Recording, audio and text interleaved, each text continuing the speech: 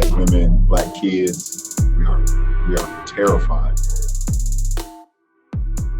Black men, black women, black kids.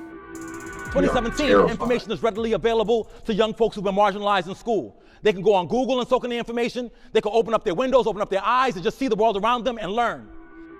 Kids, we are terrified. Hello, my name is Chad Zellinger, and this is the description of my project during the summer of 2020 through Boston University Empowering Song. On my Twitter timeline, as anyone would, we sift through the timeline and we sift through posts and tweets and friends and people that we follow. But a reoccurring theme kept emerging, that prominent African American people speaking out against the yet 400 years worth of atrocity on people of color in the United States, occurring yet again in the summer of 2020. So I had an idea of how to attend to this, converging with this class that I was taking.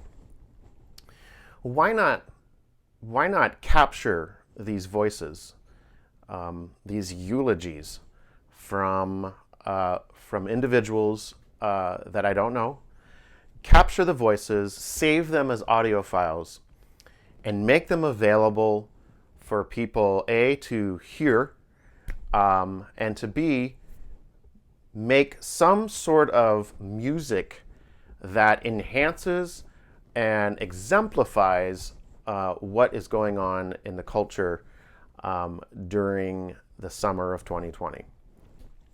And so that brings us to the workshop activity that I invited teacher colleagues to attend. And one of the ideas that was interesting to me in a classroom situation is how might every individual have a voice in the creative process? How might the learners in the environment contribute as much, equally, across the classroom with the authority figure, which would be myself, in the room facilitating the activity. So I'm interested in decentralizing power in the learning environment from a constructivist paradigm so that each one of the participants has a say co-constructing the knowledge in our activity. Combined with the audio clips that I had curated across social media,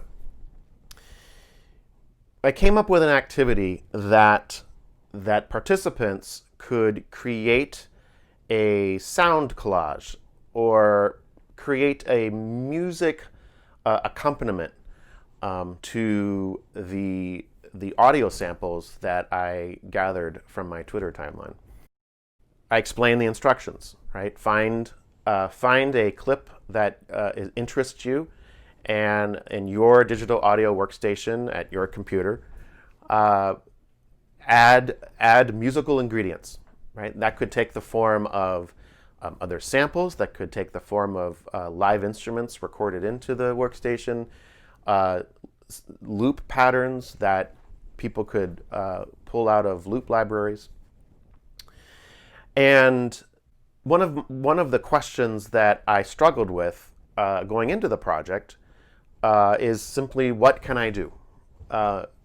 What can my words and my actions, how can they be of service to voice concern, to voice absolute condemnation to what's happening to human beings in this country still in 2020. And so there was a certain sense of allyship that our work as creators, we were bringing to the conversation of Black Lives Matter. And one of the intentions was that these educators could then use this workshop as a way to engage with their students in their own classrooms. Ideally, this could be something that a group of students in a classroom could work on together and that each one of the students could produce a primary file. There could be a student that's elected to produce a primary file. But the idea is that this activity is borderless. There's no finite conclusion to the possibilities that could arise out of engaging in this form of musical activism. So I hope you enjoy. I hope you enjoyed the process by which my colleagues and myself engaged in this work. And I welcome your feedback for future iterations of this workshop activity around collaboration and music creating. Thank you. All you do is keep hearing about theater. It's amazing why we keep loving this country, and this country does not love us back.